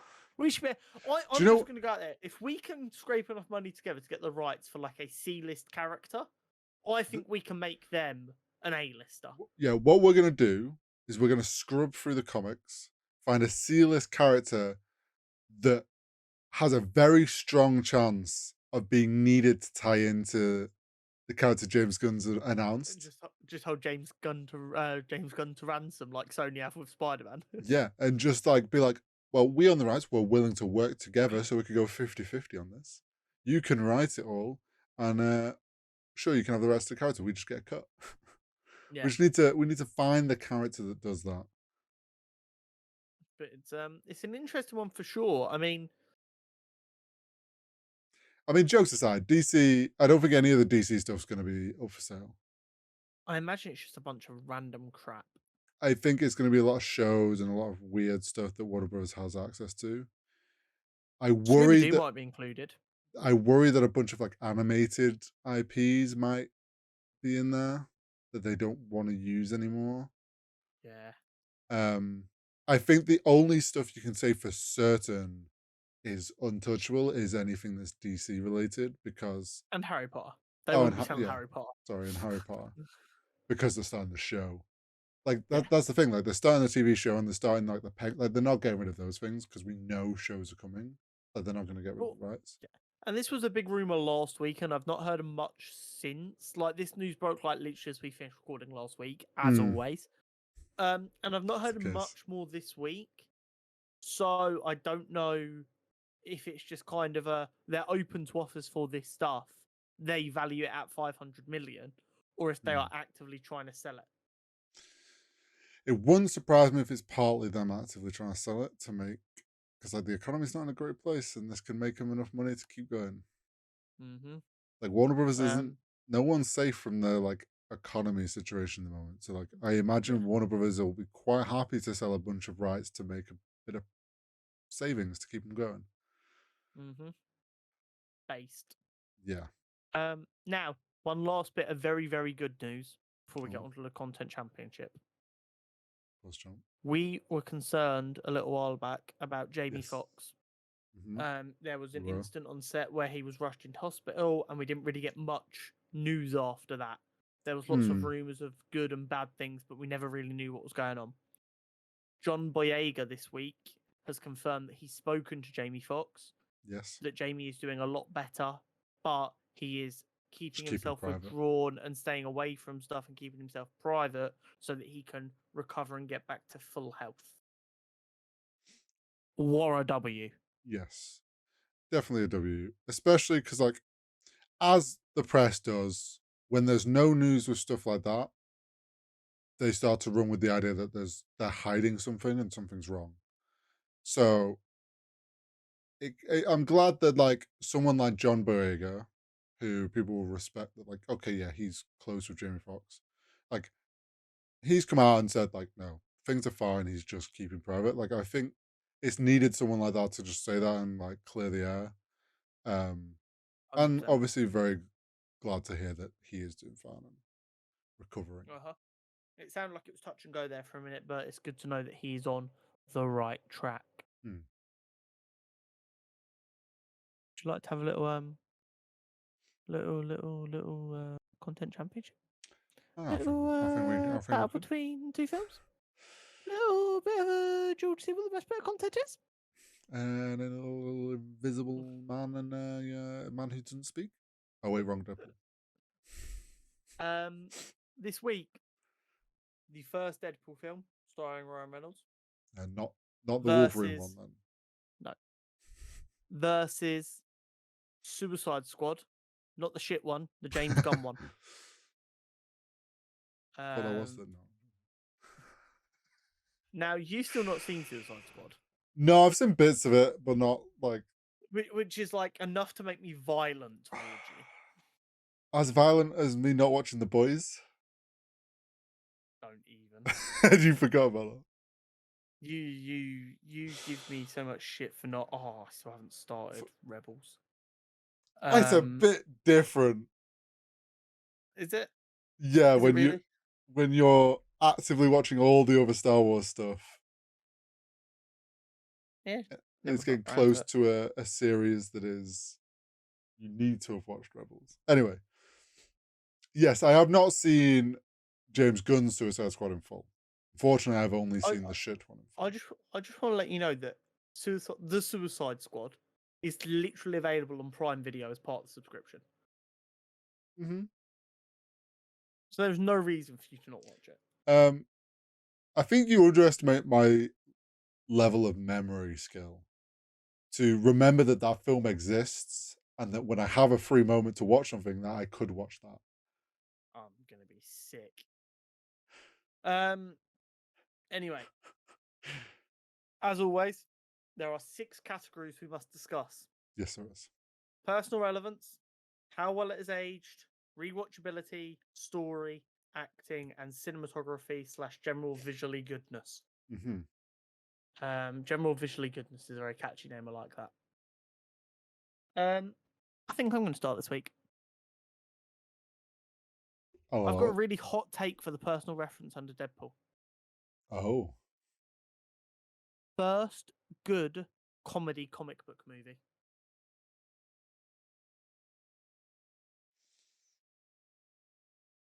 I don't think I disagree with that. I can't think of another comedy. Howard the Duck. Yeah, Deadpool like 2. no, yeah, I think I would actually agree with that. I don't think that's that hard of a take, to be honest. And like it sounds like, oh well, yeah, it was the first one, but there is this like concept of all comic book movies have a bit of comedy to them. Yeah, But this is the first one that was actively trying to be funny yeah. consistently and set up jokes and stuff. And that's actually not that easy to do in a comic book movie, but they did do it very well.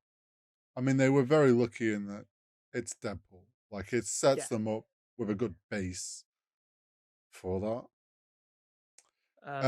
But there was also a higher expectation because if they fucked it up, Yeah, people were going to be mad. yes, they were. I mean, for my personal relevance, I just obviously haven't fully seen James Gunn's Suicide Squad. So for me, I hold Deadpool more close. Also, like you say, sort of similar avenue of like it's the first comedy, but like I remembered Deadpool quite vividly from X-Men Origins, which we discussed a few weeks back. Um, so it's like it was a nice seeing that character get like essentially a redemption was good to see and kind of stuck with me more because I do love that character, especially from the X-Men game. That's where I really Yeah. fell in love with him. Well, there was the Deadpool game Sorry, as well, yeah, which is just phenomenal. yeah. I might have to see if that's on Steam and play that on stream at some point. That could be a lot of fun. It's got to be somewhere. Because that's only like a 12-hour story as well. Oh Like you yeah, could bang that sure. out like quickly. Mm-hmm. And there's some really, really funny bits in that. Like the bit where Wolverine's Yeah. unconscious and you can mash the button to try I and wake him up and he'll never and you can be there for like 15 minutes just slapping him in the face. and that, yeah, but the thing is the lines that he's saying, and it gets to a point. It's like, wow, the player really wants you to wake up. They're really not stopping pressing this Yeah. button. I want them to do, even if it's like 2 or 3 slaps. They need to have Ryan Reynolds slap Hugh Jackman. Yeah. I need that to happen. But very, very good. Yes. Now, my personal relevance for the Suicide Squad, and I don't Mm. think this is going to be a surprise. I think I've said this exact thing a number of times. Yep. It's peak James Gunn, and it is Mm-hmm. personally one of my favorite comic book movies. It is far and away the best DCEU project, assuming it is still DCEU. Mm-hmm. Mm-hmm. And it nails it on all fronts. It's funny, it's colourful, the action is clean. I love it, love it, love it, love it. Mm-hmm. But how well is it aged? Okay, so this is where it gets a bit interesting. Could argue that that film being so good killed the DCEU. Yeah, you could. Because it was so good, it got James Gunn involved more with DC because they liked what he had to offer. They brought him on board, killed the DCEU, and launched the DCU. Does that not mean DC's aged well though? We'll wait to see about that. Yeah. So you could argue it's aged well because if you think they're making a positive change, Yeah. you could say actually this film did a lot of good. But actually, has it aged well? Because the universe we believe it was set in now doesn't exist. See, I have that. Like, I mean, Deadpool is as well received now as it was. I don't think like it was well received from the rip. Everyone loved it. I don't feel like that's had the Yeah, like. It's not aged I, better. It's not like it's just. It was a good I, film. It still is a good film. I literally said it's not aged badly at all, but I wouldn't say it's improved with age. It is what it always was. Yeah, everyone loved it for what it was. Still do. Whereas I, even though I've not watched James Gunn's Suicide Squad, I would say over time I've seen the kind of public perception of that film is like, and hearing from you is like, it's aged a lot better as time's gone on because people have, those that maybe didn't give it a chance at first have realized, oh, actually, this was a really good. People have fallen in love with James Gunn more because of that film. Like, I think, like you say, potentially it's created what could be a new high for DC with the DCU. So I lean towards Suicide Squad, even though I've Yeah. not seen it. Rewatchability. Happy to watch Suicide Squad when I remember to. That's Also not would that's not rewatchability. That's watchability. also happy to rewatch Deadpool. I have actually seen it more than once. I think 2 or 3 times I at this point. I was thinking about this. The first Deadpool film might be the film Yes. I've rewatched on most out of comic book movies. It's easy to put on because it has no ties. It's fun, funny, like we love it. And then also like when it's on TV, oh yeah, I'll happily stop and watch Deadpool. It's not complicated. So you like if someone's already got it on and you walk in 20 minutes in, you're not missing anything. No, You know what's happening. It's yeah, so easy to jump into. exactly. So like I wouldn't confidently say it's the comic book movie I've watched the most times, but it's probably up there. Yeah, I would agree. Same. Um, and I said although I haven't rewatched James Gunn's Suicide Squad, I would be mega keen to. And now that I know it's on Prime Video, there's a real chance that gets watched while I'm away on holiday. Oh well, there you go then. Um, But I feel like that's us both saying Deadpool then, because yeah, I think Deadpool might be one of the most rewatchable comic book movies of all time. yeah, I would agree. Story. Hmm. Can't tell you about Suicide Squad. So this was tricky for me Okay. because I don't think either of them are like phenomenal stories, Hmm. but then neither of them really put a foot wrong either. No. The first word that came to mind for both of them was solid, but I think they're Okay. solid in very different ways. So for Deadpool, it's solid, but it relies more on comedy than the strength of the actual underlying story. And it is Yeah. an origin story, so it's pretty cut and paste. Yeah. Oh, something's gone wrong. I have powers now. First bad guy. Yeah.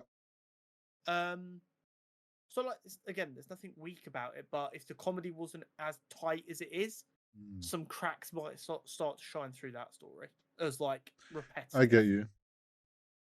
Whereas Suicide Squad is solid, but it's got a solid base so that anyone can enjoy it. But it's also got this goofy, funny, quite different and subvertive feel to it.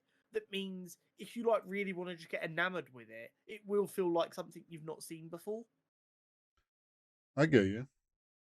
So it's kind of gone the opposite way to Deadpool, where like Deadpool's solid so that the cracks don't show through. Hmm. Whereas this is a solid layer, and then if you like really start to love the solid layer, you can really enjoy all of the goofiness and silliness that it has to offer. I feel similar. Like, obviously, I haven't seen Suicide Squad. The bits I've seen, I look enjoyable and like good. It looks like a good film. I agree with what you mean about Deadpool. Like at the end of the day, it's an origin film. It's nothing crazy of an origin film either. It's pretty basic, but it what it does well is like it very much stays true to the Deadpool character of like it hits the character perfectly with the comedy, with the fourth wall break, like all the stuff that Ryan Reynolds does and like the story did for Deadpool. I think it was great in that sense. But like you say, take the comedy away, it's kind of a basic story. And it's like, Yeah. is it's like the comedy is like I guess part of the story because it's of the character, but at the end of the day, it's like the story's pretty. The underlying story is basic, whereas as you're saying, Suicide Squad has a pretty solid story there. Yeah, 100%. I kind of feel like we lean towards Suicide Squad then. I think so, purely because it has more work to do. Hmm. If that makes sense. Yeah, no, I get you. I think if you strip back the comedy from Deadpool, although that stops it being Deadpool, I understand. The Yeah. actual point A to point B story that's being told Mm. isn't unique or impressive at all, really. And there's no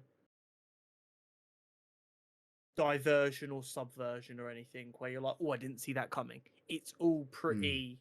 Yeah. At no point are you surprised, No. which isn't a problem, but it means the story isn't as. It's not a story that you're like, oh, in 10 years I'd love to see them take that script and do it again because it's such a unique Well, story. it's not a story that you're watching for the story. We're watching it for the comedy of Deadpool. Exactly. So by that point, Um, then it's like James Gunn's taking it. Acting. I have one note. Go on. Ryan Reynolds is Deadpool. Yes, 100%. Um, He nails that character. I've put great to pretty good acting all round for Deadpool. There's no real slip ups. It's all tight. It all does what it needs to do. The flips between the slightly more dramatic and the comedy is all tight. It's really good top to bottom. But Suicide Squad is also really good top to bottom, flipping between comedy and serious tones. And they're having to do it in a story that requires more diverse and consistent acting. If that makes sense. So it's like doing a somersault on a trampoline is impressive. Doing a double somersault on flat ground is more impressive. They both require a lot of skill, but it doesn't mean that one isn't still more impressive. What about the fact that Ryan Reynolds improv'd a lot of stuff? Because that's on his acting. Well, it's on him as a person to like. I get that. Read the comedy. I do agree with that. I guess the issue I have with that is there's more actors who all had to nail it in Suicide Squad. Fair. Yeah, that like Deadpool is like 90% Ryan Reynolds, and then 10% you've got other people. They don't have a lot of opportunity to fuck up. True. Whereas, and also, I'm going to throw it out there, we're even discussing the quality of the acting. One of them had John Cena as a main character. Yeah. If John Cena can turn up and act in a film and us not instantly go, well, that film clearly doesn't have the better acting because John Cena's in it, they've clearly done something right. Yeah. In fact, that film earned John Cena a lot of plaudits as a legitimate actor. It did. It did. Respect. Yeah, it did. And that film also has Idris Elba in it. Oh yeah, it does. If you manage to not get overshined by Idris Elba and Margot Robbie as a wrestler, you're doing a pretty damn good job. You make a very solid point there, and I think that actually, yeah, like the fact that all those actors and actresses could shine equally and did an equally good job. I mean, Peter Capaldi's in it. I fucking forgot about Peter Capaldi. So yeah. Oh, okay. Yeah. Then yeah, I would be happy to say Suicide Squad. Then it is very much one of the ones where the acting in Deadpool is not bad. It is very good, but there's more. Yeah, it's like Ryan Reynolds nails Deadpool in its fullest, 100%. and it's like cool. But now you've got like 5 or 6 characters in Suicide Squad that all nailed their characters pretty well as well. So it's like more going on. And cinematography, for me, is a fucking whitewash in favor of Suicide Squad. I mean, I can't. Cinematography for Deadpool is pretty. Like the VFX are solid in that film. The way it's shot is like a pretty standard Marvel film way of shooting them. Like it's nothing special. Yeah. There are just a number of scenes in the Suicide Squad that really make you go, this is cinema. that Deadpool doesn't have. And don't get me wrong, Deadpool didn't need to have any of that. It Well, was no, still absolutely fine. But when a comic book movie lets you sit there and go, yeah, this is cinema, it's doing a pretty damn good job. yeah, that makes sense. Like, to be honest, Deadpool shot well. It shot like a pretty standard MCU film, so nothing special, super special. It did a great job with playing the VFX into the comedy and the like using that to enhance the comedy at times. Like, that stuff was all done great. It was like, I would say, peak MCU standard. Like, good, solid, well-made film. VFX look great. Can't fault it. Well, going off what you're saying, like, Suicide Squad just has that extra, what we've seen from James Gunn and Guardians, like, it has those Yeah. moments that are just, Yeah. these That are is exactly what it has. cinema It moments. has them moments in Guardians 3 where you're like, fuck yeah. It has its own moments like that. So yeah, I think that one, it just has to go to Suicide Squad, and it's not remotely close for me. I think, does that mean we have lent towards Suicide Squad then? Personal relevance was pretty damn even. You obviously had Deadpool, but that was pretty even How for well me. it So I guess aged, that we makes it went Deadpool. Suicide Squad. Yeah, Rewatchability rewatchability Deadpool, Deadpool. which put it tied through the first three, and Suicide Squad won the second three. So yeah, then, yeah, absolute pretty victory strong. for Suicide Squad. And I haven't even seen it. No. And now you have to go watch it so that you can either come back furious that I've hoodwinked you. I will watch it. I don't want to do the content championship anymore.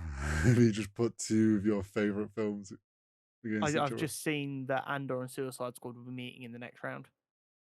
Oh, easy, mate. That's gonna suck so much. GGS, goodbye, Suicide Squad. You have to watch Suicide Squad before we get to that. I will watch it when we buy the rights to it from Warner Bros. Valid, based. That way I'm getting some of my money back for watching it. But there we go. That is another part of the content championship now. We're 6 weeks through the content championship now. Yeah, we're flying for it. Yeah, that's crazy, bro. Feels like literally yesterday we were still doing Superhero Showdowns. Another distant memory. Yeah, it's what, like, we did them for so long. But like, my brain's already moved on. Like, I'm just like, I don't really think about it, which makes me think it was further back. But yeah, 100%. Wild. That is it from us this week, though. Yes. No episode next week. No episode next week. Yeah. Oh, we're taking a week off, baby. Horry is going to degen in his room. I'm going to be somewhere very warm, very sunny. I'm also going to be somewhere very warm. My room. There will be a cocktail in my hand, and if anyone contacts me, you're dead to me forever. You won't be saying that if it's very important nerd news. I'm genuinely debating like uninstalling Twitter and YouTube Studio for while I'm away. You know how addicted I am to checking YouTube Studio regularly as well. What if you miss some serious breaking news? Do you know what would be my luck? I'd delete YouTube Studio and then I'd get a message from you on Discord going, Connor, we've just hit like 1,000 subs. And I'd be like, I don't want to check YouTube Studio to see what happened, but I need to know what happened. Getting you to like screen share YouTube Studio. You can't remove things because you're going to have to watch Secret Invasion while you're away. Yeah, real talk. I mean, that's just Disney Plus, though. Yeah, but you're gonna want to see what the internet's saying. Yeah, I know what you like. It's a rough one, but I'm looking forward to a break. I need it. There is a real chance that I come back like hungry as fuck for content, though. Good, because we're gonna have a stacked few months. Yeah. It's getting to that time of year, baby. Anyway, make sure you're liked up. Make sure you're subscribed up. We are on that grind to 500 subs because YouTube lowered. Yes, we're trying to get requirements. Join button. Get a level of monetization sooner, so make sure you're hitting that sub button. And if for whatever reason Horizontal gets cancelled while I'm away, I will play a ukulele on the next episode. That is it from us. And we will what catch a you next week. oh my god! See you. No, we won't see you next week. We'll see No, you in a in 2 fortnight. weeks. Yeah.